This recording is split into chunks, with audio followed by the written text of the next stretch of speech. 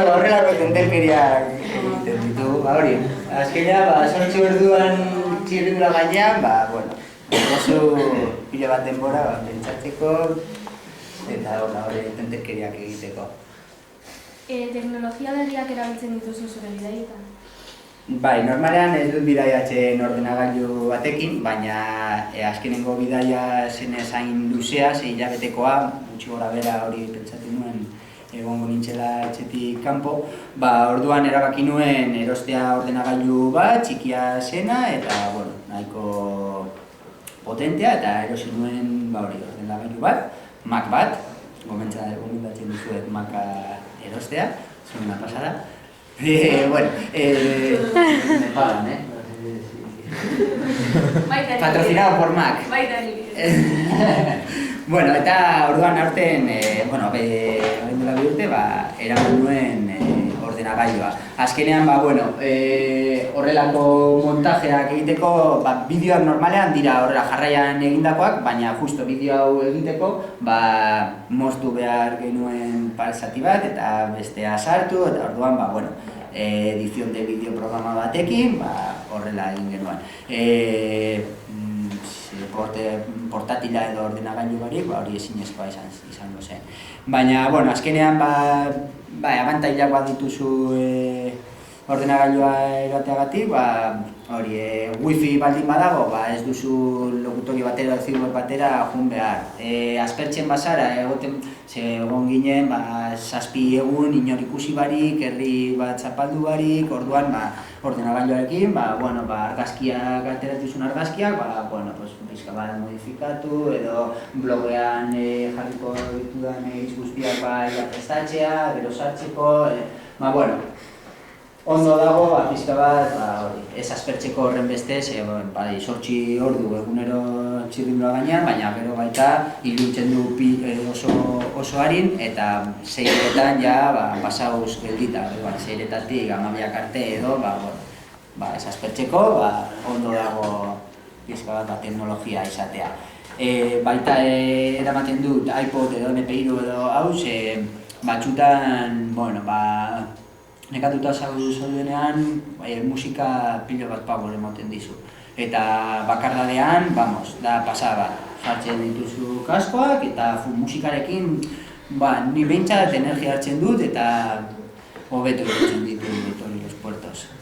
Eta argazki kamara, iPod, ordenagailua ez dira beharrezkoak eramateko, baina gustatzen zait pilo bat hori nire bidaiaren argazkiak izatea, eta gero horrelako oroimen bat izateko, eta izateko zerbait, fisiko edo informatiko edo baita kamera erateko. Duela 2 urte, eraman bidai horretan, eraman nuen reflex bat. Normalean horrelako kamera txiki batekin, baina hain interesgarria zenez egin nuen bidaia, erabaki nuen reflex bat eroatea. Zure zaletasunen artean natura dago. Egunerokoan, zer egiten duzu naturaren alde? Naturaren alde. Berez, daukat proiektu bat lagun batekin, eta da pixka bat reforestatzea Bizkaia. Ikusten duzuenez, badaude eukalipto eta pino pilo bat, eta horiek ez dira gure zuhaitz autoktonoak, eta oso kaltegarriak dira. Ez dakit naturan edo biologian edo azaldu duten zerbait horren inguru.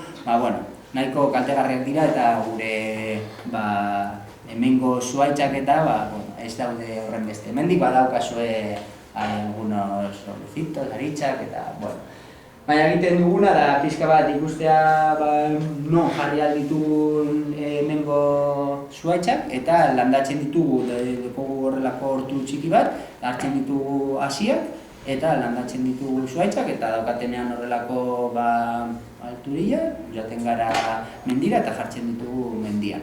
Normalean ez ditugu mendian jartzen, azkenean belarrak eta animaliak eta dau konpetentzia handia eta gure zuhaitzak dira oso txikiak. Orduan saiatzen dugu bidegorrietan eta jartzen. Bidegorriak beti daude zainduta, baten dira horrela desbrozar edo kentzeko belarra, eta ez daukate horren beste belar kompetentzia.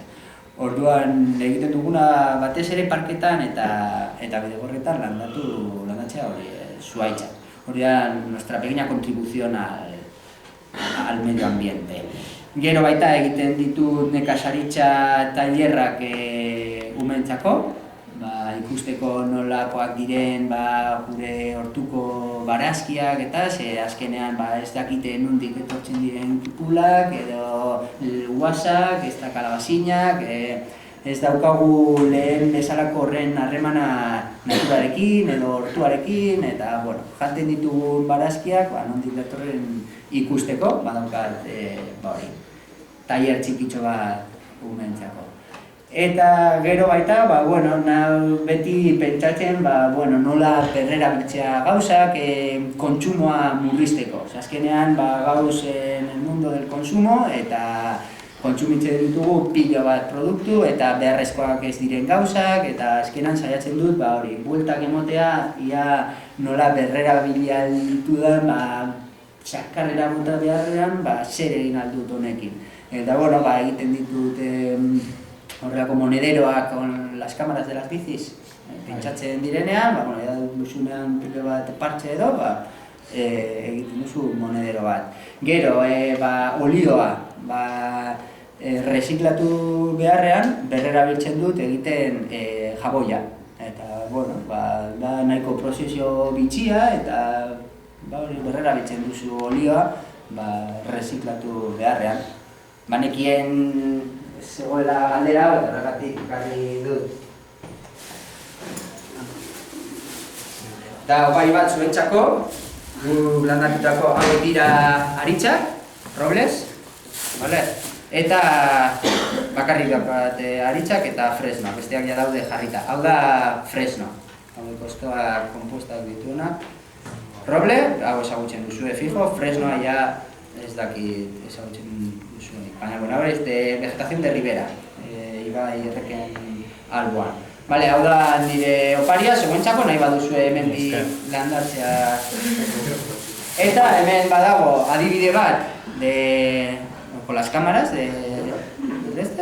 jartzen diozu remaiera bat eta dekozu un monedero. Pasatu nahi baduzu. Ideia, oso ideia hona, eta ez duzu ikusi behar, eta resistente, eta hau, nik egiten dudan saboia. Guztiz naturala. Eta zer botatzen diozu? Da sosa kaustika eta olioa. Kentzen duzu olioa, patatak edo, gordetzen duzu tarro batean eta tarro horretan sartzen duzu nahi dituzun loreak edo hostoak, hau berez badauka hierba luisa, lavanda eta romero. Eta olioa pixka bat kentzen du hori usaina, patata frijitzen hori usaina, zera nahiko gogorra. Gero sosa kaustikoarekin desagertzen da usain hori. Eta badauka baita aceite esencial de canela y limón. Limón eta canela. Gauza guztietarako ere ditzen duzu? Nik beti txinborekin garbitzen dut gorputza, baina ja orain egiten du saboiarekin. Eta baita, garbigailuan sartu alduzu, horrela ez, birrinduta. Birrinduta, tamborzingo hori, horrela. Baina ez duk erabiltzen, ze badauka tasi batzuk, azkenean badauka olioa, da nahiko naturalagoa, jabon normal baino, baina badauko tasi batzuk aurrerik ez daukatena. Olioa ez da sebez eta horrekin erabiltzen dut. Eta, hauek gauzak, bueltak emotea eta badau prozeso bitxi bat, egin aldituzu nahi duzun formarekin, usainarekin, kolorearekin, zedekozu gero tintes naturales, edo, Orduan, pizka bat hori, los pequeños aportes a... 5 minutu bakarrik... 10, badago beste zerako baterarik? Aite, 10 izatea 5 baino. Zer dago? 3 falta dira? Bai. nekazaritza ekologikoa ere badago zure interesen artean. Zure ustez badauka etorkizunik? Nekazaritza ekologikoa. Bueno, nik uste dut baietz, baina ez da gure pentsatzeko era aldatu behar duguna. Azkenean, gizarteak fomentatzen badu erostea produktu ekologikoak, gero eta produktore ekoizle ekologiko gehiago egongo dira. Baina, bai, nekazaritza industrial ohikoa edo normala da una aberración para la naturaleza. Ez daukagu denborarik azaltzeko, baina etxak apuesto por la agricultura ekologika, bai. Eta badauka etorkizunik, fijo. Gero eta ekoizle gehiago daude, pilo bat. Zure, zer kirol praktikatzen duzu? Horietatik zein da gehien gustatzen zaizuna, zerbaitik? Vale. Bueno, berez, ez daukat horrelako kirol bat, egiten dut hau eta gustatzen zait pilo bat. Txirrindula ibiltzea, gustatzen zait pilo bat, hori ziur, batez ere menditik ibiltzea, ez errepidetik. Korrika egitea baita, igeri egitea, urten hasi naiz triatloiak prestatzen, eta, gusanillo hori nahiko piztuta daukat. Batxutan joaten naiz eskalatxera, kapoira, aurten ez dut egiten, baina baita egin dut. Zer gehiago, paletan jolastea gustatzen zait pilo bat lagunekin. Ez naiz geldirik egoten inoiz. Mugitzea gustatzen zait pilo bat mendira egotzea. Denetarik, baina ez daukat hasi, txirrindularitza nahitzen naiz. Ez da triatloia gaurten hasi naiz egiten 3 kilo loriek, eta, zelan doan. Gure kostaldea ezagutzen ez duen bisitari bati zer gomendatuko zenioke? Fijo Barrikako Kostaldea? Akantilado, itxasertzea. Barrikako itxasertzea, hori Golfo del Nortetik hemengo muturrera joatea, gustatzen zait pilo bat txirrindula gaz. Eta badau oso itxasertza politak. Flitz, ez dakit entzun duzu inoiz, Flitz. Zumaian dagoena. Hor dago oso famatua dena, baina hemen baita ikusten da oso ondo Flitz. Hori kanterako hondartza, eskerrean badau zati bat Flitz ikusten dela, eta kanteratik aurrean dagoen beste kalita txiki arriskoa dena, hori baita badauka eskuman, baita Flitza oso ondo ikusten dela. Eta da pasa bat, baita bunkerraetik ibiltzea eta, normalean etortzen direnean, ez dakit baiko lagunak Extremadurakoak direnak eta ara eroatu ditut beti ez. Pizka bat hori kultura, historia, hemengo bunkers. Eta, hasi kostaldetik hori, kanterako ingurunea eta horrizko baita gustatzen zaiz bide bat. Maltzeko argazki batzuk erakutziko izkizugu. Ez azalpen txiki bat eman alde gozu ikusten ditugu bitartean? Bale. Eneko eta Mantu. Horiek orain duela 5 urte topatu nuen txirrindulari batekin bidaiatzen baita Tailandiatik, Laosetik, eta separatu ginenean erabaki genuen horrelako kamiseta erostea. Eta behin egon da Enekorekin Laosen esan nion, eta tiene que convertir en tradición erostea hori kamiseta hori. Eta, erosi zenuen hori kamiseta, eta, egin genuen korte jongeraz ikusi duzuen. Tentekiak egiteko.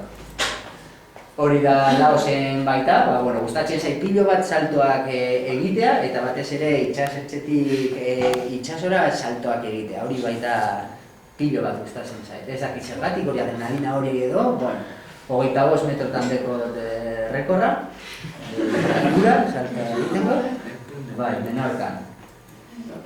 Hau da Kanboian, pirauarekin mekoia jaisten, etorri ziren jarri genuen hori kanpindena eta bapatean agertu ziren mutiltxo hauek, neska hauek.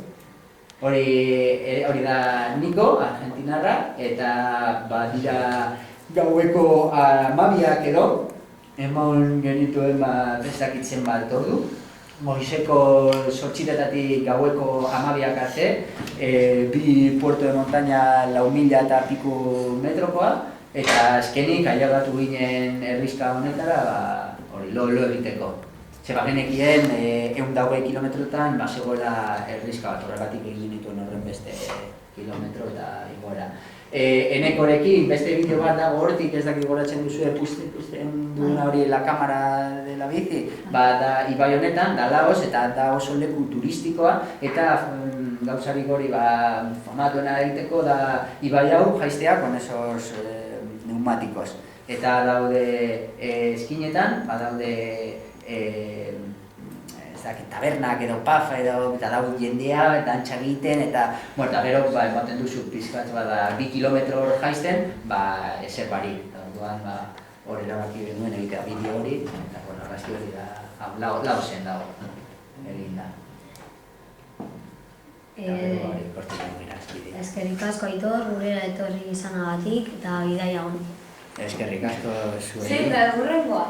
Hurrengoa, berez esan nuen ez nuela egingo horrelako jartadarik.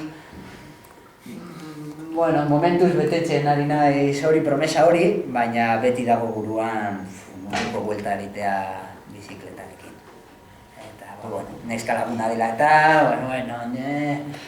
munduko buelta egitea badira laburte, gutxi gora behara, orduan, bai.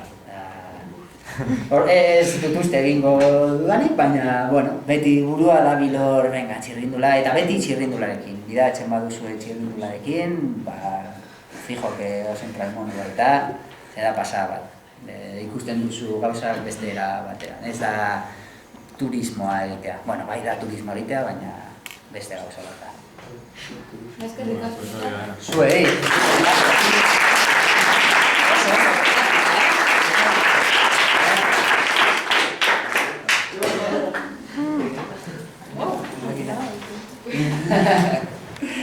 Oparia zuen txarraka duzu subasta bat egin, monedero, sabor... Ez dakik. Luego vamos a discusión.